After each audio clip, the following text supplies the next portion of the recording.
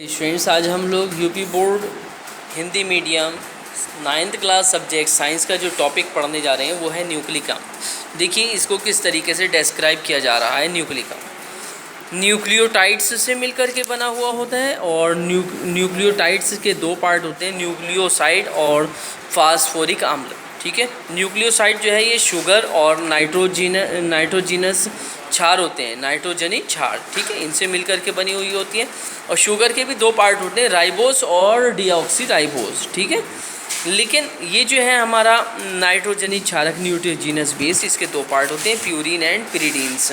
Purine दो type की होती है, एडिनिन एंड ग्वाइनिन, और पिरिडीन 3 टाइप्स की होती है, thymine, cytosine and uracil. Okay, ये हमारा जो न्यूक्लिक एसिड है उसका इस पूरा कंपोजिशन आ गया। ठीक, इसको आप अच्छे से लर्न कर लीजिएगा। ओके, तो न्यूक्लिक अम्ल निम्नलिखित दो प्रकार के होते हैं, राइबोस न्यूक्लिक अम्ल and deoxy ribose nucleic acid.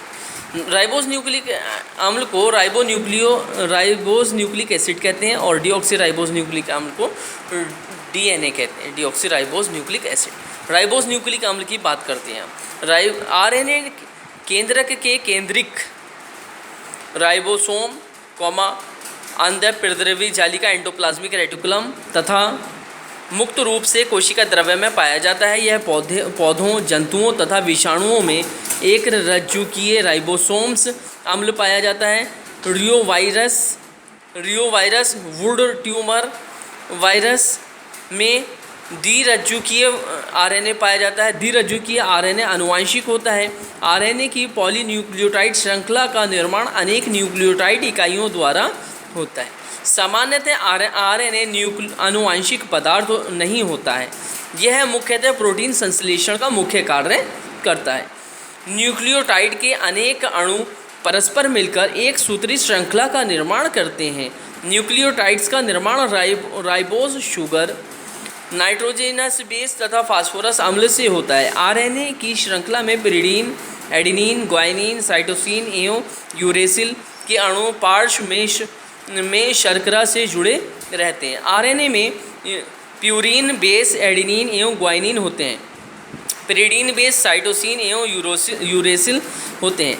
RNA को एक रज्जुकीय पॉलीन्यूक्लियोटाइड श्रृंखला कहीं कहीं पर वलयित अथवा कुंडलित हो जाती है। आरएनए का एक अणु छोटा होता है, इसका अणुभार डीएनए के अणुभार से कम होता है। ओके, राइबोन्यूक्लिक अम्ल के प्रकार। राइबोन्यूक्लिक अम्ल निम्नलिखित 3 प्रकार का होता है। संदेशवाहक आरएनए, मैसेंजर आरएनए।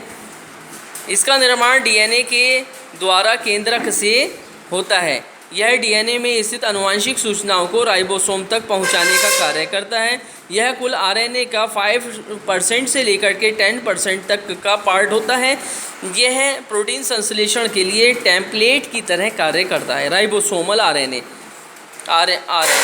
यह राइबोसोम में पाया जाता है एवं राइबोसोम के निर्माण में भाग लेता है। यह प्रोटीन संश्लेषण में सहायक होता है। यह कुल आरएनए का लगभग 75% पार्ट होता है। स्थानांतरण आरएनए, ट्रांसफर आरएनए।